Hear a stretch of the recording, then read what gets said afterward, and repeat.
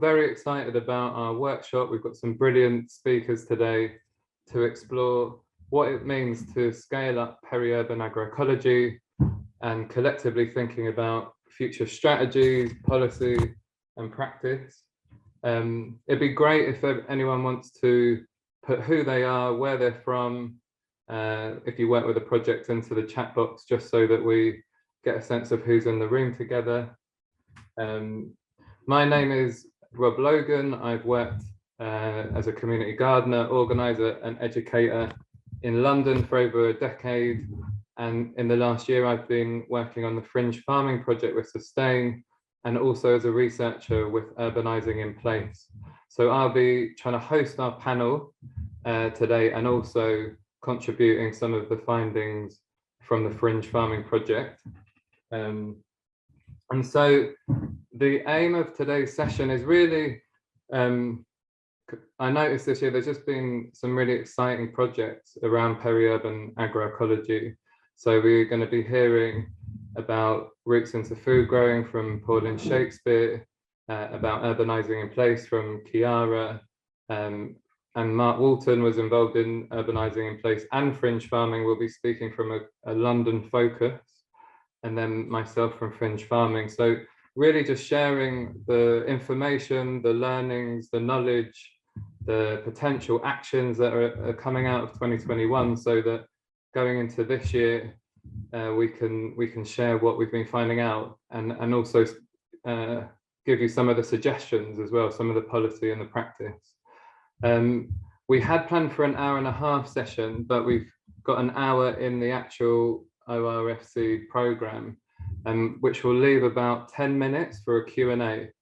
So we'll do a kind of traditional panel, and then after this session, we've set up a discussion space on Hoover to take the discussion for anyone who wants to come a little bit further, maybe a little bit deeper, to hear your thoughts and questions on what comes out today. Some housekeeping is that there's a request as part of all ORFC sessions that we all respect and are each other and are kind to the speakers and everyone in the room, and respects everyone's differences, opinions and experiences. So just thought I'd mention that.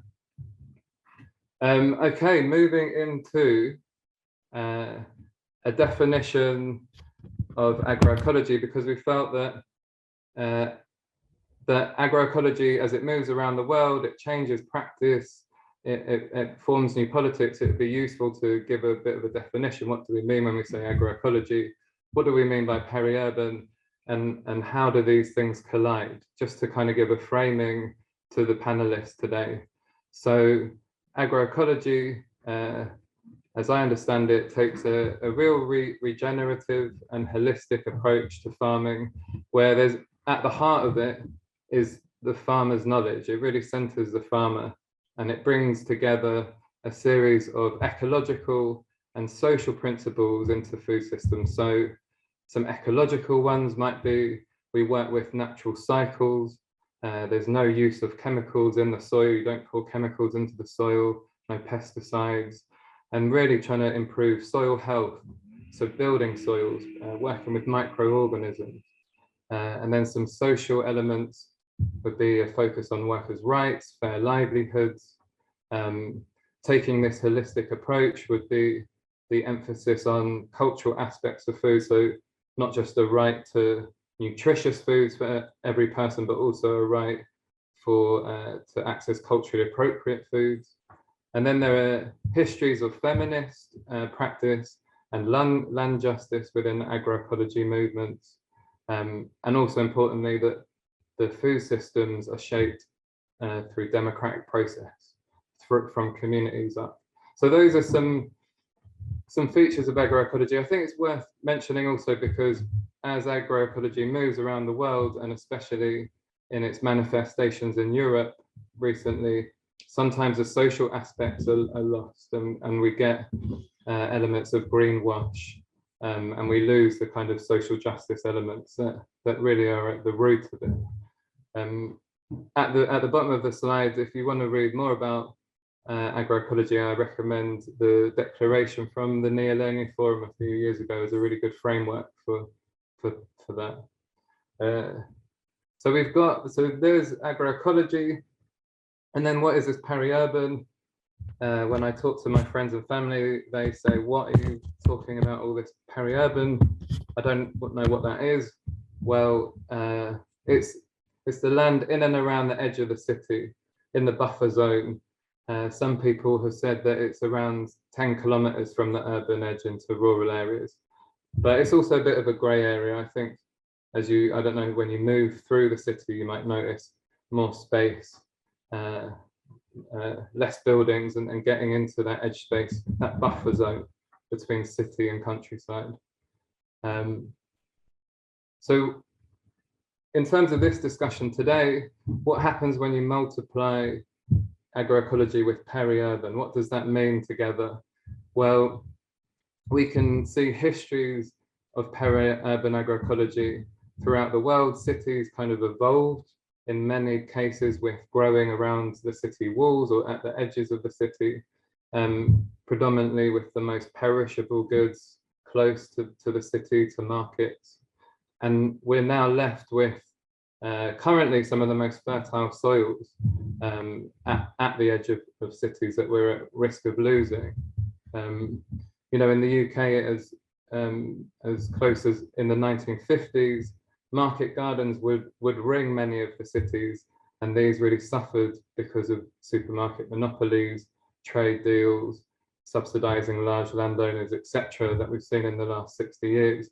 So I guess what we're talking about today is how do we regenerate those ideas? And part of this, what I think is really exciting, is if we apply the idea of edge effects when we think about peri-urban agroecology. So some of you may have heard of this, but where two ecosystems or landscapes meet, such as the field and the forest, or the beach and the ocean, you have a very rich plane of a rich and dynamic plane of exchange and creativity.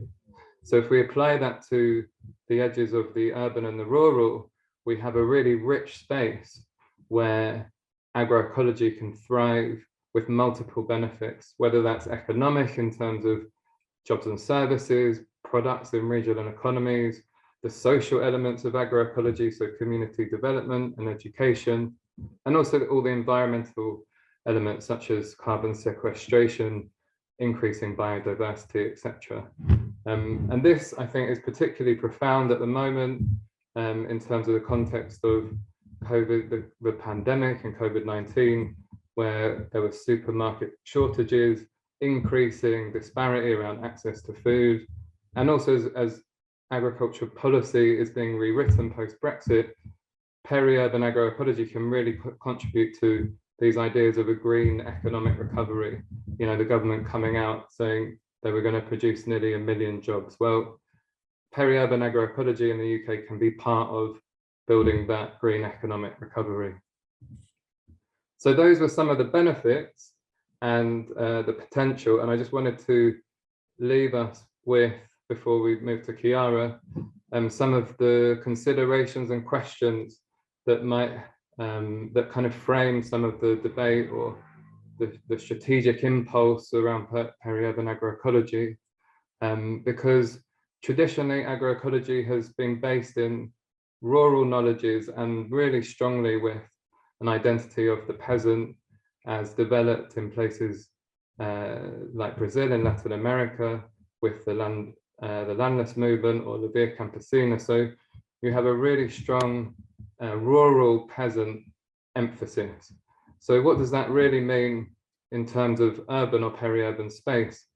And you really see this through the Via Campesina's development of agroecology through farmer-to-farmer knowledge, which is sometimes described as, pardon my pronunciation, dialogo de saberes, which roughly translates of a dialogue among many knowledges with a focus on local, traditional and indigenous. So what does that mean where in understanding what urban agroecology really means? And so the peri-urban can be a space not just for economic benefit, but also in terms of building new knowledges and understanding what peri-urban agroecology might be. So there are some questions at the end. So if we're going to scale up, what are the identities that are galvanizing a movement if they aren't this idea of the rural peasant? And what are the political contexts that shape the formation of these identities? For instance, in the UK, there'll be different class and land histories and politics to, say, Brazil, for instance. So what's the context in which these identities can thrive? And on that note, because I think Chiara will do a great job at outlining this in more detail, I will move to Chiara, and I'll just introduce Chiara. Chiara is my supervisor, so it's a real honor to introduce Chiara. So Chiara Tornaghi is an associate professor in urban food sovereignty and resilience at the Center for Agroecology, Water and Resilience. There's a lot of resilience going on there. Her main area of work is a conceptualization and implementation of agroecological urbanism, and she recently published the co-edited book Resourcing and Agroecological Urbanism, Political, Transformational and Territorial Dimensions. Beside academic life, Chiara is also a community food grower and is working towards reskilling herself in medical herbalism. Thanks, Chiara.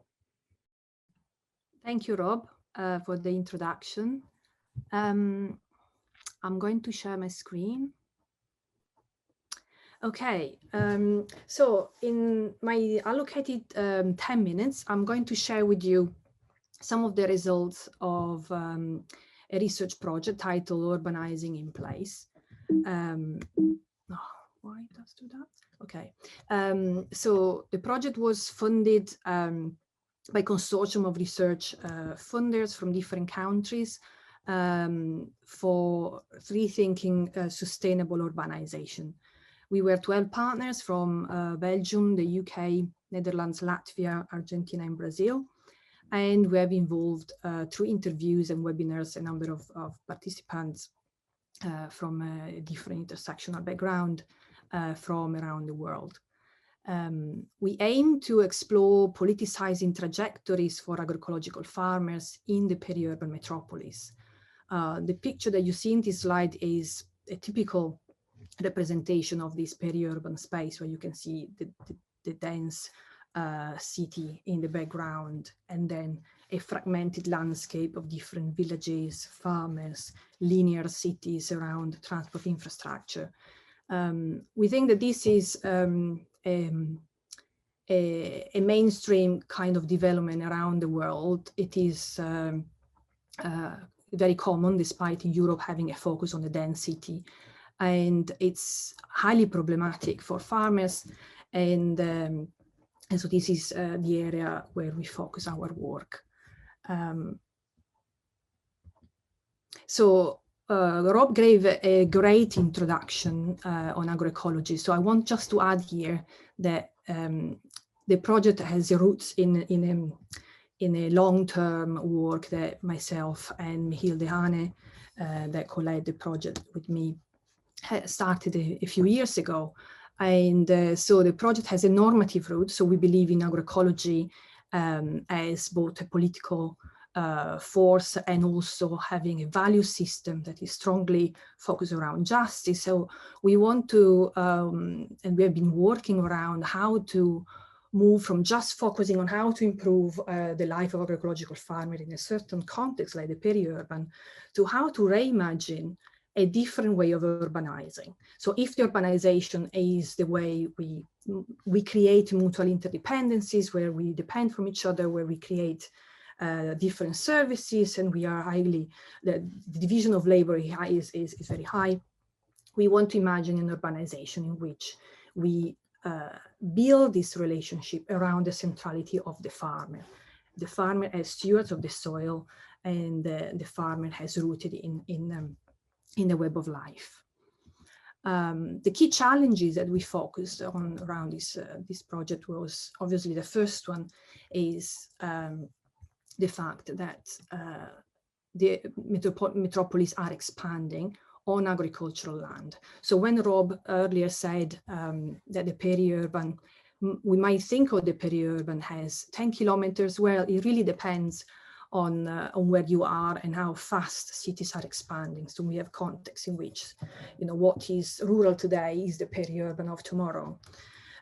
So here the problems are obviously the sale of farmland, particularly public farmland, the sale of existing farming infrastructure, the fragmentation of land, of farmland that cause farmers isolation and impossibility of continuing that web of exchange that's through which they manage to survive and to support each other in, for example, exchanging manure or tools or sharing irrigation infrastructure, and ongoing speculative development. So we see that the value of stewarding of the soil is always lower than the speculative value of land.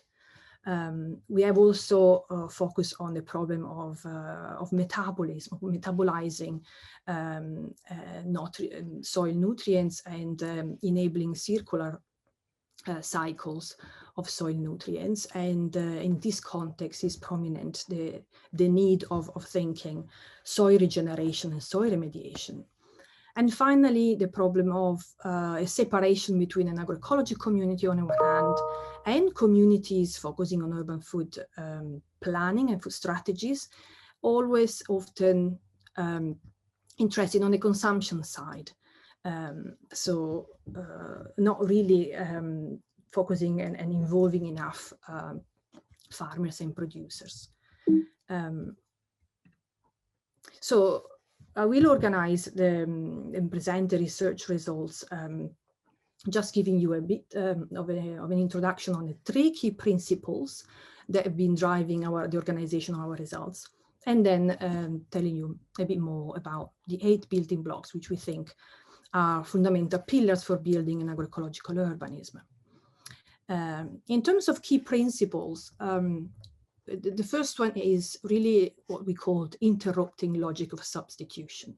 This essentially means moving away from the logic of monetary exchange as the main driver of social relations. So today we can exchange money with everything, and moving into thinking what we cannot, the use value, what you can't really substitute with money, that is the ecological value, that is the cultural and the biological difference that we have. Within this context, we have been looking into measures that can disrupt capitalist mechanism. The second principle is the principle of care.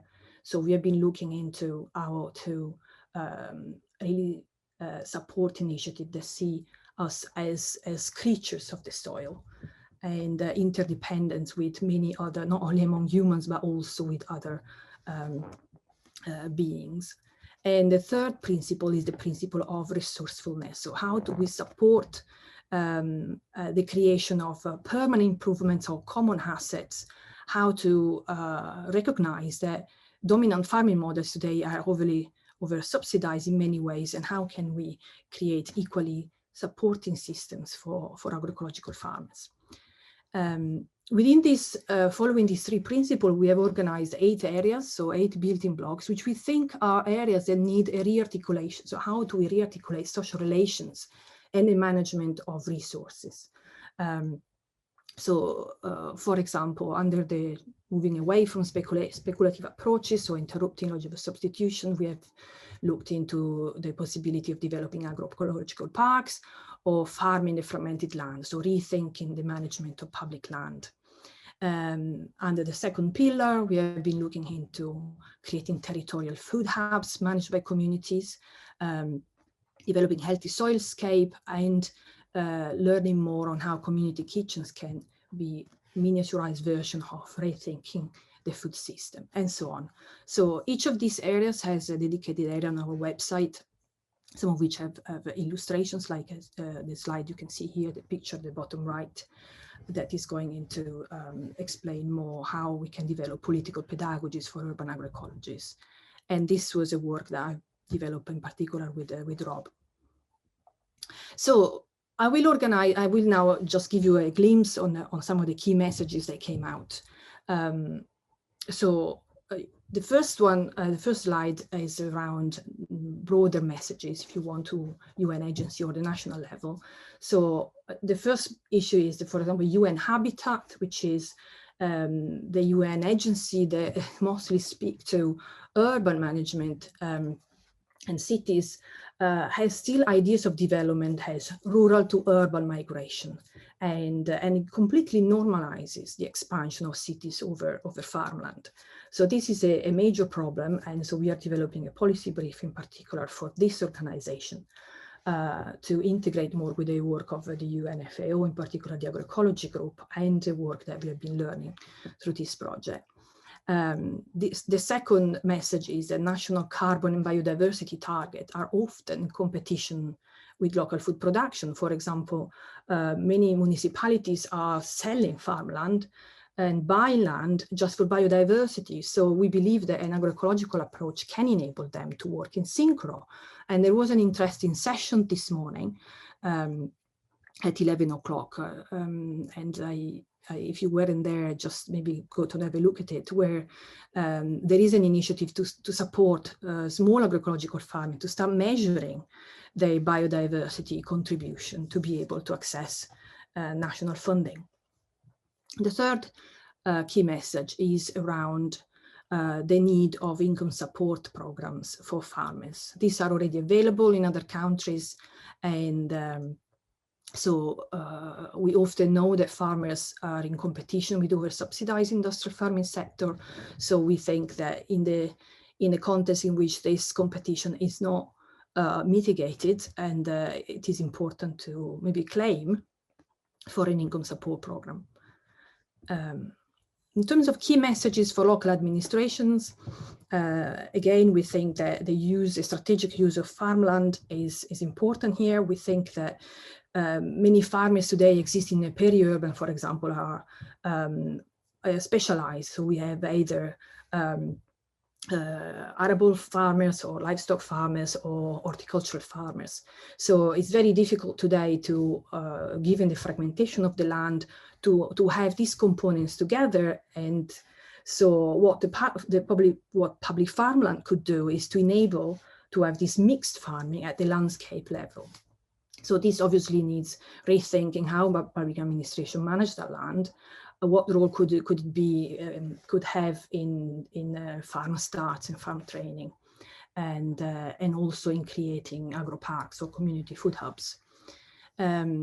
Another key message is how to invest in farming infrastructure. We know from Rosario, Argentina, where the public administration has been working on urban agroecology for the past 20 years.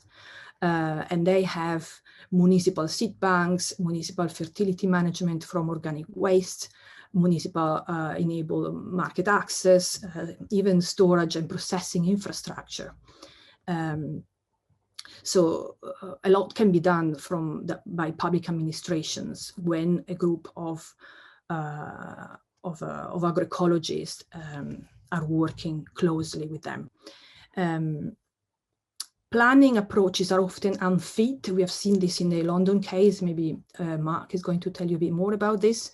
In general, public planning needs updating and needs really to work with agroecology experts to update their tools.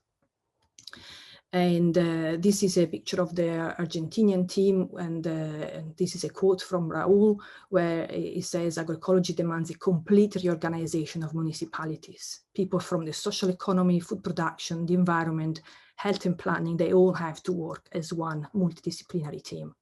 And this is a clear message that is coming out of our project. And finally, some messages, particularly for the agroecological movement, although we think that even the previous messages could be embraced and could be taken forward in many ways. by them.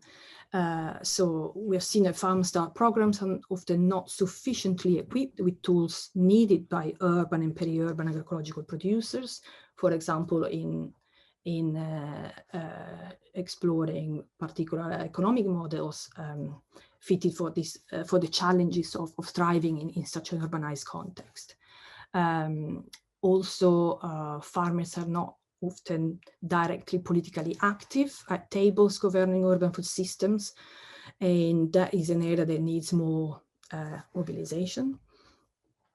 Urban specific challenges need specific learning and strategizing. So we have been working on the political pedagogy. So we have several messages for learning and coordination of among this community.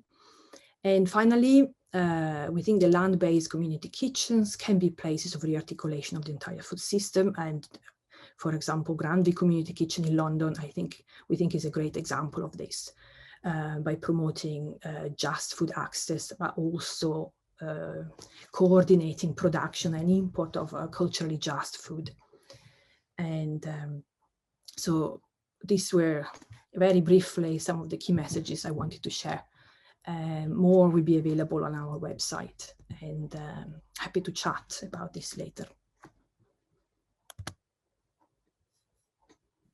Thanks so much, Chiara. And the poster that you described, that will be up on the website with all the findings with it, that people can download that. Yeah. Okay. Thank you very much. We'll come back to Chiara later with questions.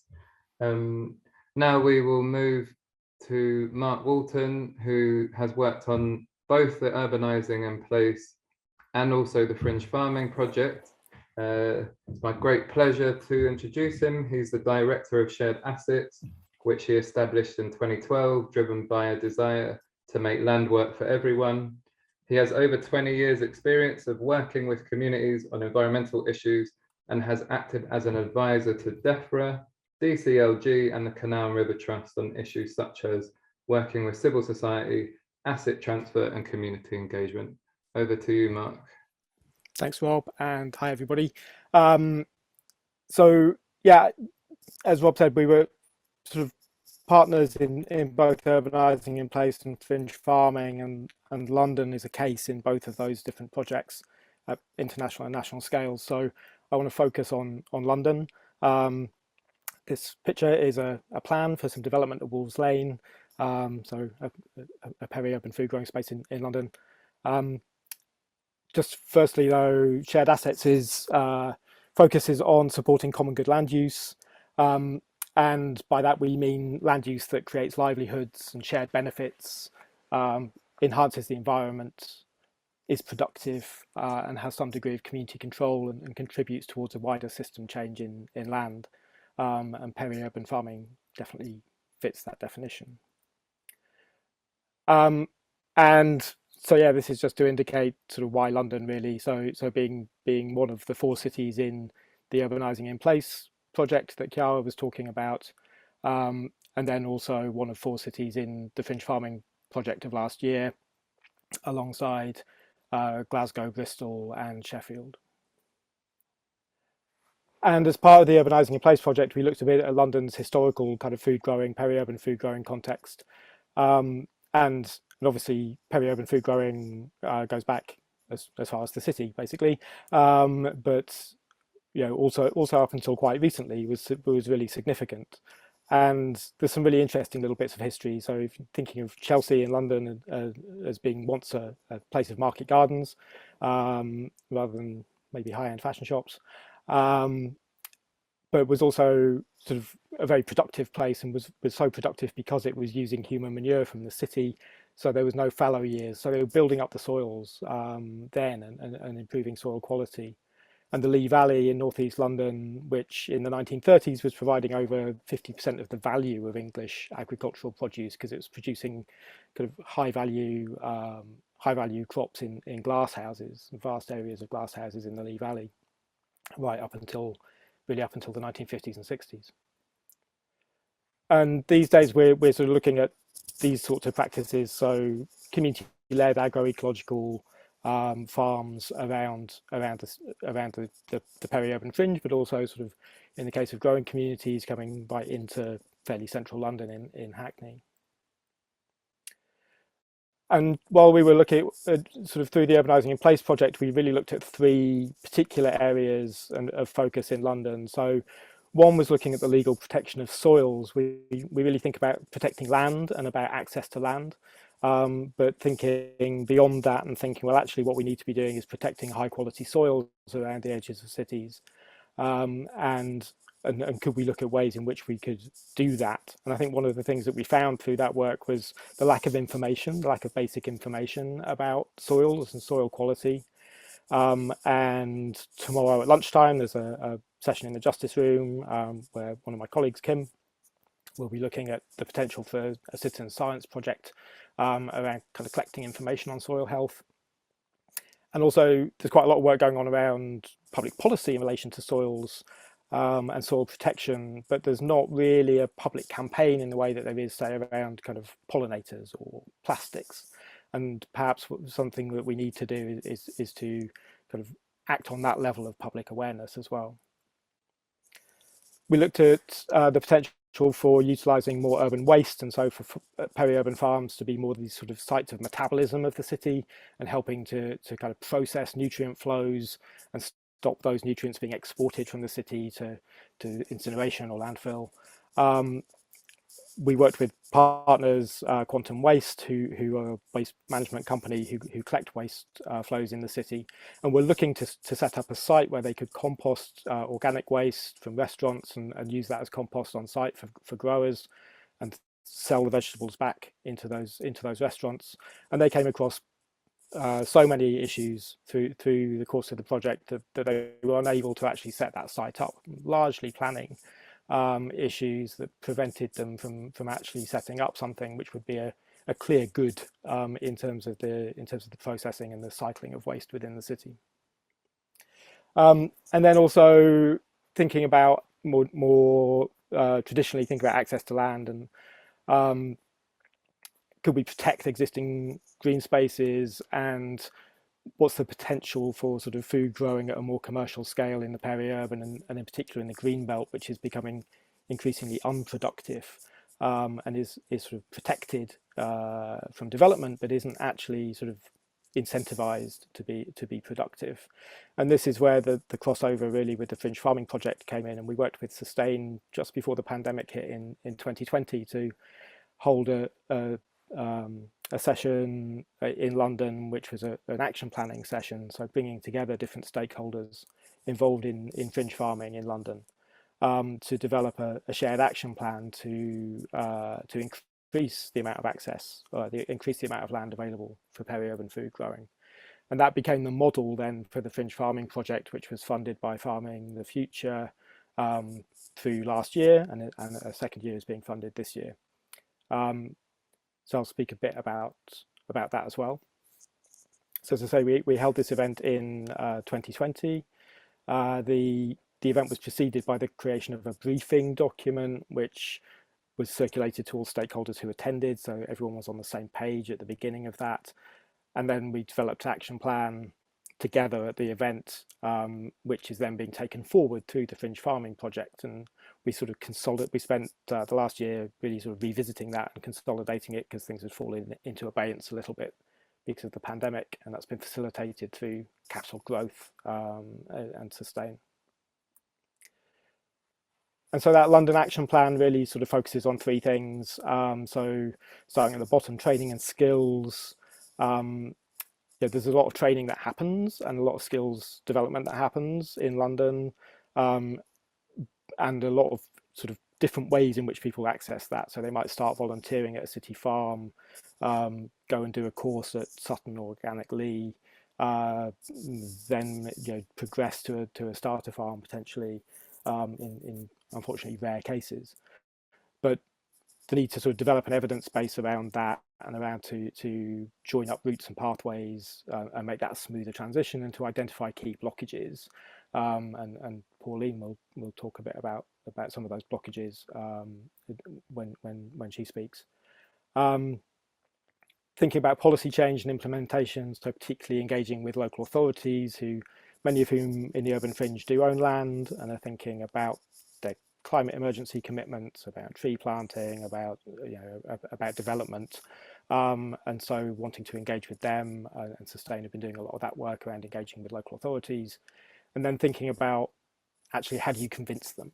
And so one of the things that we're doing around that is looking at developing a business case for local authorities to sort of to help to overcome some of the barriers I think that we face when we're trying to engage with them. And some of those barriers are around farming being perceived as a low use value for land in cities. So if you're you're an institutional landowner and you've got a tract of land, then it's probably going to be much more attractive to sell that for development or use it for commercial purposes than it is to do something like farming, which is perceived as being a low value use. And also lots of barriers that are faced by new entrant farmers due to race, gender, class and wealth. And so thinking about can we develop a business case that kind of gives a financial value to the broader benefits that Rob outlined at the beginning and Chiara touched on as well about kind of the economic and social and environmental benefits, say over a 25-year lease period on a piece of land, and can we give those a financial value and use that as a way in to begin to talk about that. Can we build evidence around the climate benefits of good soil management? And there's evidence that this type of farming can become carbon sinks in a city, so sequestering carbon in the soil. And as Rob said, the sort of green recovery agenda and skills and jobs, the creation of new community hubs. And we've been part of a programme run by the GLA, which is looking at kind of London's recovery and looking at the potential for peri-urban farming to be kind of an aspect of this. And just finally, I just wanted to sort of go back to Chiara's point about the building blocks and reflecting on that in London. I think we've got a lot of these in place. So, places like Organically and Farm Starts are kind of acting as those land and market incubators. You've got people like growing communities farming like little pockets of land around the kind of closer to the inner city.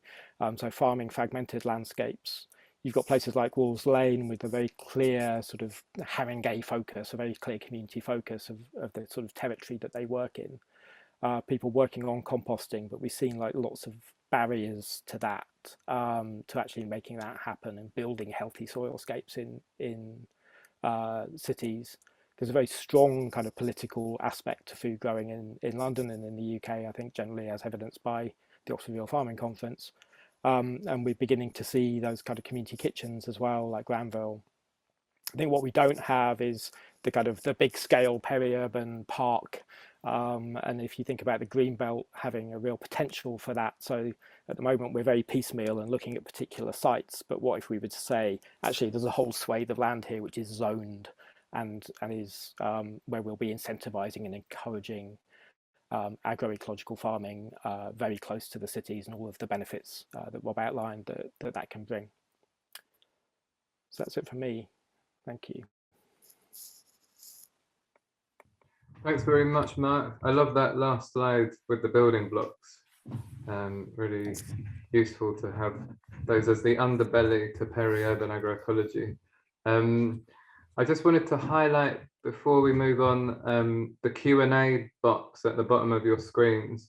It's looking like there will be minimal time for questions in this session, but we will take those questions across to the Hoover discussion after. So yeah, please pop in your questions in there and any thoughts in the chat box. It's now, I'm very excited to introduce Pauline, who I met this year and have been working with a bit through the Fringe Farming project. She's been running the brilliant Roots into Food Growing project. Pauline Shakespeare joined the Belly this year in February 2021 as the coordinator of Roots into Food Growing. Pauline has more than 15 years experience of working in the charity sector, including responsibility for leading grant-funded training programs for entrepreneurs, academics, public sector workers and civil servants. She is also a trained horticultural therapist and works as a facilitator for Mind Food CIO, a community food growing project based in Ealing, London. Over to you, Pauline. Thanks, Rob, for the build-up. Hope I live up to it. Thanks also. The other presentations, really inspiring from Mark and Chiara, and made me reflect a lot and on Roots into Food Growing, where we're up to, and what I will share with you. I'm just going to switch on screen sharing now. Just to give you a brief introduction to the Roots into Food Growing project. It's a partner project between Organically, which you know about, the Urbanising initiative, which is a Black-led social enterprise, all about kind of inspiring Black-led community groups at grassroots, as well as kind of interacting, connecting at higher level to government. So agitating and influencing and researching across all sectors. Horticulture is new to them. Lion, Land in Our Names, are the partner that actually did the research I'm going to talk about with you now. And the other partner in the project is Black Rootz, who are a Black-led food growing startup based actually at Wolves Lane community allotment. They're being incubated by Ubele at the moment, and by default are using a agroecological approach without even knowing that. And I think that's the case for a lot of the growers that I have been meeting during the project. It's interesting to think that accessing language and official terms is part of the, not exactly problem, but an insight that I'm reflecting on already. How do we kind of get people to think of themselves as agroecologically farming and growing, whether it's on an allotment or on a bigger site somewhere else within the peri-urban area of London? Roots into Food Growing is all about looking at barriers to entry for food growers in London who are identify as BIPOC. It reflects that in the background and farming in general, only kind of 1.4% of farmers in the UK are non-white. Given London's unique and diverse population, I suspect there are more food growers involved, but not necessarily ones receiving payment for what they're growing or being able to create sustainable livelihoods from that. Interesting that Chiara mentioned earlier the pivot between the kind of social value of growing food for your community and also generating some sort of community wealth and being able to sustain yourself at London prices. It's a big part of the challenge.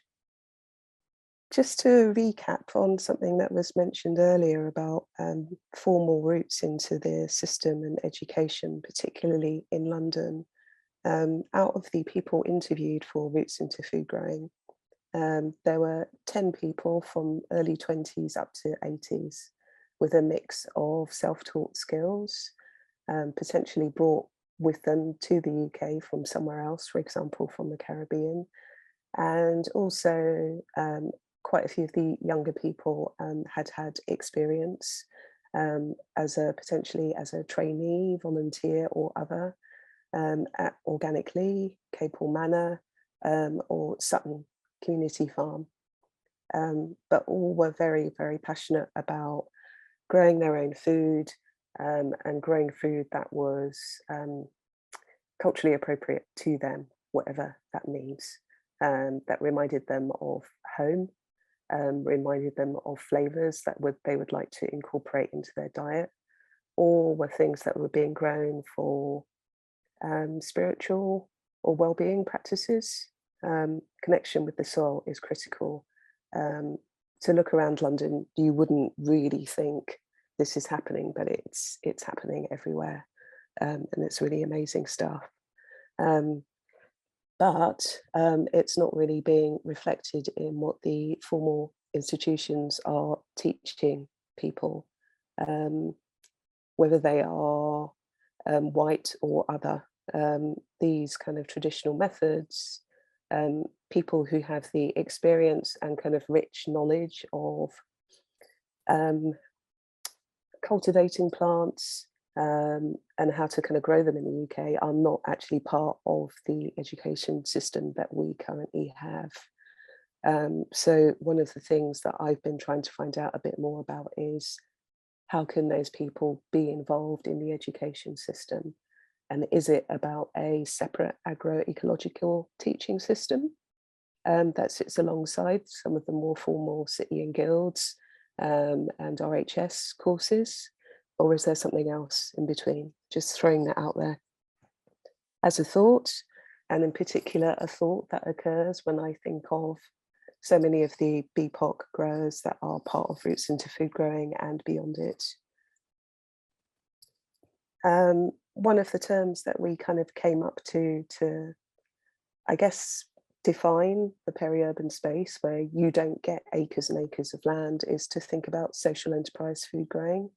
So growing in a way to sustain the livelihood of one person, maybe contribute to a family, to local networks, and to sell informally or sell in. Some people, for example, in Harrogate are selling in car boot sales, those sorts of informal markets, partly because they know they can sell there, but unfortunately also because they are experiencing gatekeeping and barriers to entry for more profitable, broader selling opportunities.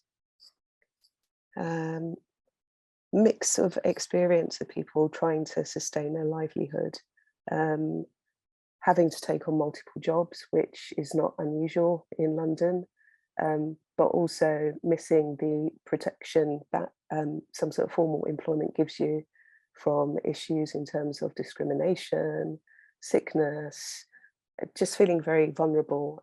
Somebody termed it as bobbing around in terms of scratching a living rather than being able to sustain yourself and your well-being.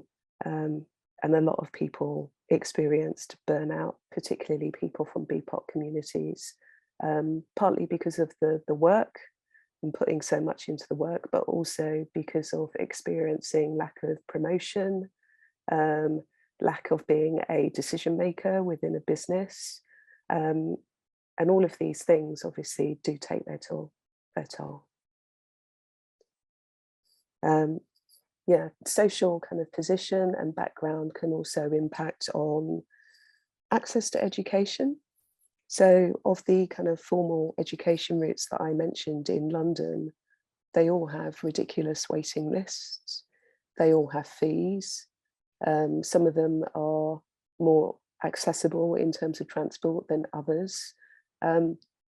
It's really hard to get a place. And if you are from a background or a family where kind of going into farming is not deemed as a choice, or you just don't have the income, how can you access those training places and spaces? It's very hard to get in. Just going to go into more broadly thinking about land for food growing and accessing it, given the discussions that Mark seeded about London and access to space and Greenbelt. Something that came up in the research was about gatekeeping and about, I'll use the term, the usual suspects getting access to the land rather than people from BPOC projects or communities who kind of are having challenges interfacing with councils and trying to secure long-term growing spaces. It came up over and over again as an issue. How do we get a seat at the table? How do we get that access? How can we be part of those conversations and effectively get a foot in the door and trade in the way that we would like to trade? I think what struck me over the past year is that Roots into Food Growing as a project is obviously, there's a perfect storm of COVID, endemic racism all over the place, food shortages, things are happening at the moment, and food growing, access to nature for people from multiple disadvantaged communities is now starting to take precedence, as well as thinking about the climate and the quality of the climate and our environment in London. Just to finish on, some of the things that we've started to look at for Roots into Food Growing in terms of next steps. One is about trying to build BPOC food growing communities in London, trying to find ways to build and strengthen networks, whether that's through formal membership structures or platforms or events, and being able to bring people together so they can see themselves. I was just in a soil association with Richard, who is a food grower, acres and acres of land, specialises in white maize. He's from Zimbabwe, as a kind of lone Black farmer. I think for people in London taking their first steps into food growing and being a person of colour, being able to talk to and connect to someone who has done it and is achieving is really important, so that they can role model, they can learn, and there can be an exchange. Another really important thing which plays into gatekeeping and access is building relationships which focus on equity, and being able to have partnerships that are fruitful and people are paid for appropriately is really critical in terms of remuneration for time, whether that's for consultancy, supporting ideas, being parts of bids. That has been a big focus for me over the past year. So working with Sustain, Shared Assets and others has been great in that aspect. The need for protection, I've just mentioned in terms of workers' rights, is something that the Community Food Growers Network is actively working on at the moment. Challenging funders as part of this work. That includes councils, other big bodies. We want to work with you in collaboration and have equity, not have something done to us, is a really important reframing of support that is needed in peri-urban growing and the agroecological movement, particularly in London. Training and enterprise support, I've already mentioned. Local authorities and the opportunity to be hyperlocal and create food hubs. We've already mentioned Granville. Around Wolves Lane, where Black Roots are based, we are looking at a project with Haringey Council about establishing some sort of food growing hub in Wood Green High Street, and looking at that with a enterprise mind and a public health mind, which I think might be an interesting way to bring several ideas together and kind of connect to the agroecological agenda. I think that's it for me. I'll stop sharing now, but thank you. Thanks very much, Pauline, for those powerful insights, and the report is available online for download, isn't it? Do you want to say where people can get hold of that? And yeah, maybe it's in the chat. I think it's on the Abele website. All right, I will quickly share my screen to introduce the Fringe farming project. We are just up here.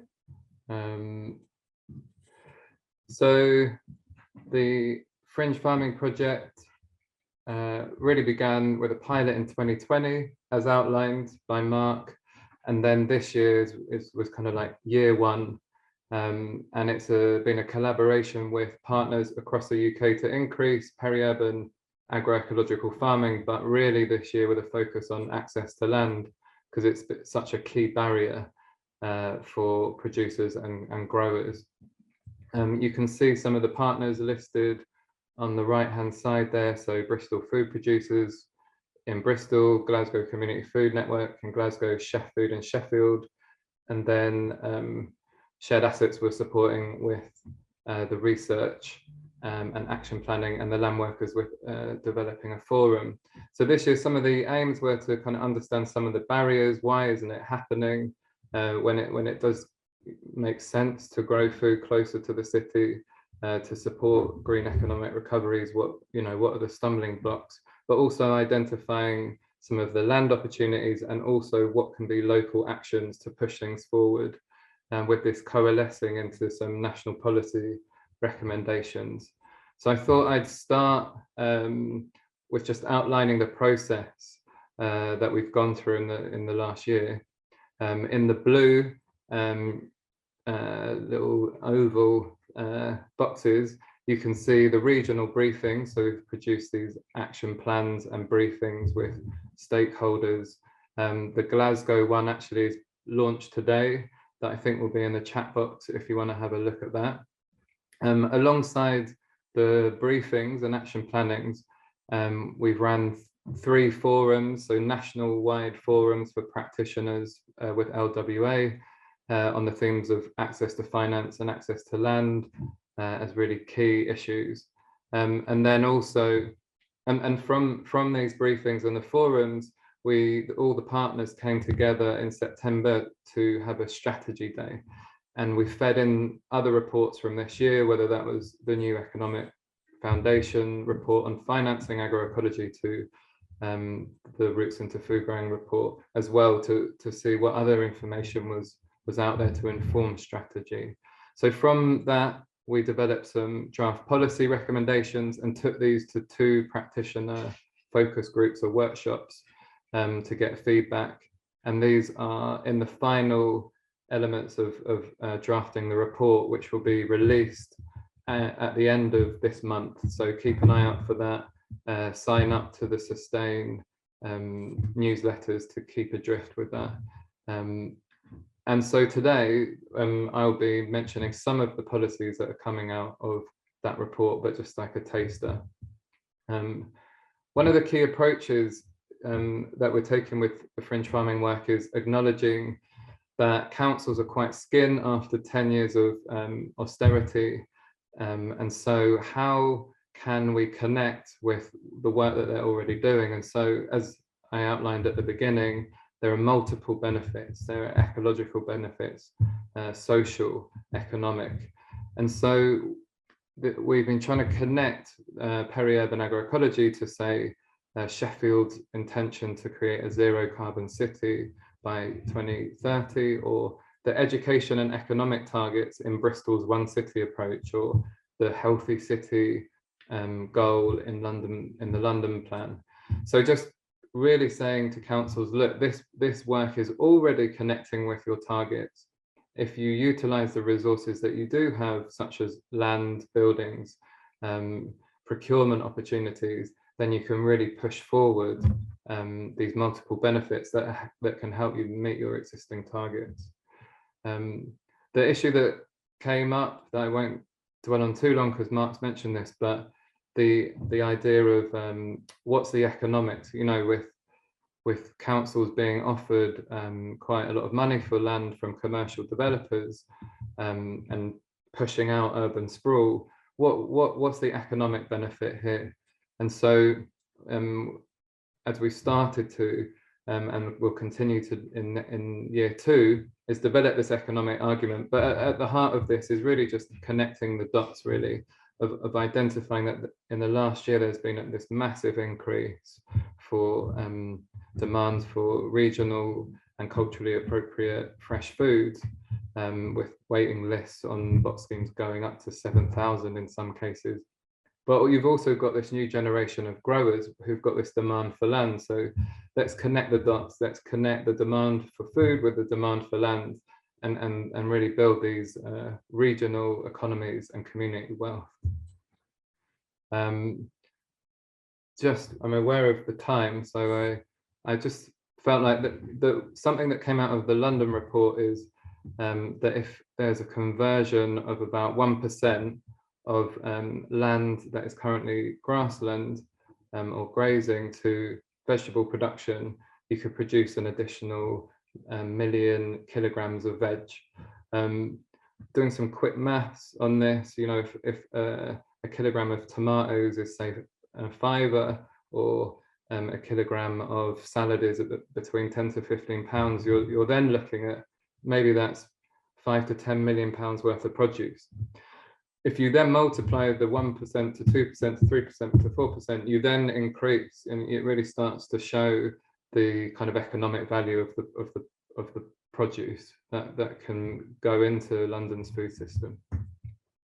Moving quickly on to national policy recommendations, we're really pushing this message that we can have active green belts. The green belt can be an active place where you retain these ecological benefits and biodiversity, but you can also support agroecological enterprise at the same time that supports climate change targets, for instance. This will probably come up quite a lot at this conference, I'm imagining, but as the environmental land management schemes being rewritten, there's a limitation on who can get money for public goods and in terms of increasing biodiversity and environmental land management. So that's 12 acres, and a lot of market gardens are less than that. So it's a real limitation on building viable businesses and creates an unlevel playing field for market gardens at the edge of cities.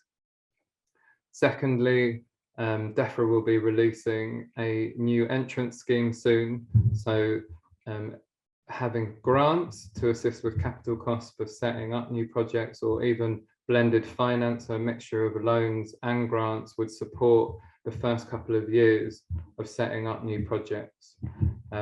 Thirdly, we're seeing urban sprawl, as Chiara already mentioned. We're losing a lot of the best soils that we have to grow food, and so government planning policy could prioritise peri-urban lands that are grade 1 and 2 soils for agroecological farming, rather than building housing on it, for instance, unless it's eco housing for farm workers, potentially. I won't do the fourth one because of the time, but you can read it there. And then some council actions. The first one really came out of this idea of with food agendas sometimes can bulldoze into local areas and push it, this is what healthy is, this is good food, etc. And sometimes that doesn't really look to understand or seek to understand what already exists and what food cultures already exist. And so the first suggestion is that council's food strategies are informed by collaborative mapping of local food systems and food cultures to generate that strategy, so that when there are resources available, they bolster already existing systems and also ensure that the food that is promoted is culturally appropriate to the people that live there. Secondly, it's a really obvious one, but in terms of this access to land, is councils may not have loads of cash, but they do have these land assets. And so we're calling on councils to make existing farmland available in urban fringes. This could include things like plant nurseries, such as Wolves Lane, golf courses, as is the case in Glasgow that we're hearing about this year, and providing low-cost rent in acknowledgement of all the social, economic and environmental benefits of these activities. The third point is we're hearing that because of austerity, or the reason is being given as austerity, some councils are losing their small holdings and allotments officer. So practitioners there's no contact that you can go to find out where land is. And so very simply, we're calling for councils to have at least one full-time small holdings allotments officer. Learning from the Urbanising in Place project, ideally you'd have an urban agroecology officer who would be supporting the development of agroecology in the borough. And finally, through all this, partly what Pauline mentioned, and also Mark and Chiara, around equitable access, not just to resources, but to leadership positions. The report also calls on an emphasis on equitable opportunities and leadership in all elements of food strategies and actions, whether that's access to land, infrastructure, routes to market, procurement and training. So that, you know, there's so many cases where it's who you know, not what you know, etc., and really trying to create transparent processes so that there's equitable opportunities for developing this sector. That's the final point. There's my email if you would like to get in contact or find out more about the report. We've actually gone over by a few minutes, so I'm sorry about that. Personally, I'd like to thank all the speakers. It was a real joy to have this panel who I find inspiring in my work regularly, so I'm pleased that they got to share that with you.